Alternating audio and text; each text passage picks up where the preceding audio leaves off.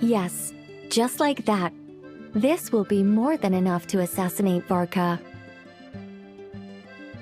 I'm going to assassinate Varka.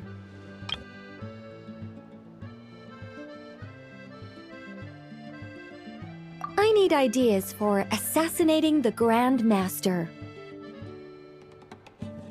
I went over this with Alice a long while ago. She stands with me, and has even offered several ideas on how I might take him out. Of all her suggestions, this one seemed the most promising. Bring a full cart of Mondstadt's newest dandelion wine all the way here, and then, before Varka's very eyes, tip the entire cart over the cliff. Perhaps the monumental, overwhelming grief will make him collapse, or go drown himself in whatever other wine he can find. That doesn't sound like it'll work. Wait, no! Don't even think about doing something so horrible.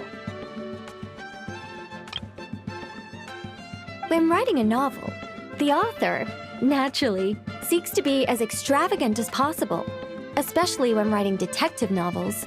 If the opening lacks a striking turn, how is the rest of the plot meant to unfold? Alas, this will be my final attempt at writing detective novels. Oh, I suppose they call them crime novels in Inazuma. In any case, they all tell of crime. There's hardly a meaningful distinction. I also discussed it with Barbie, but our novel writing sessions always evolve into crime planning sessions.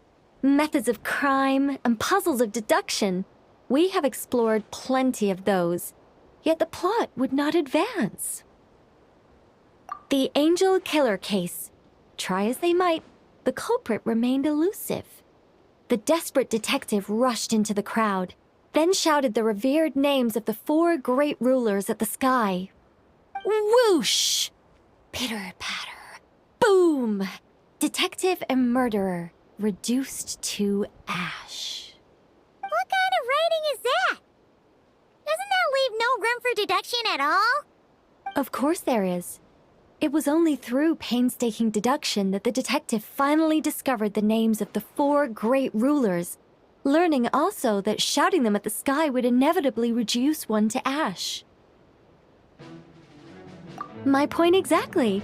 Simply deducing who the culprit is has become dreadfully unoriginal. The subject of one's deductions must be something more creative.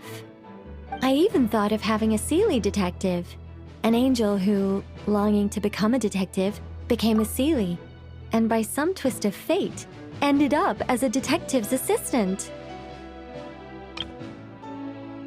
All Seelies love to guide people, so this one went about leading the detective from case to case. I found the idea rather interesting. Come to think of it, the Seelie detective and the Angel Killer case seem far more interesting than assassinating the Grand Master. Never mind, guess I'll move on to work on that idea then. It's precisely because I overthink every little detail that I've lost interest in continuing. Not to mention the mountain of words I'll have to write. The very thought of penning all those words. Oh, what a hassle. And I can't even get a ghostwriter for this one. I'll just work on the Angel Killer case instead. But how might the detective deduce the truth? Perhaps he could have a conveniently informative dream.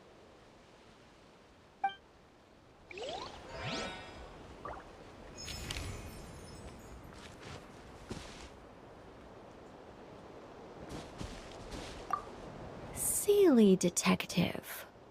Hold on. Why not have the Seelie guide that detective to assassinate the Grand Master instead?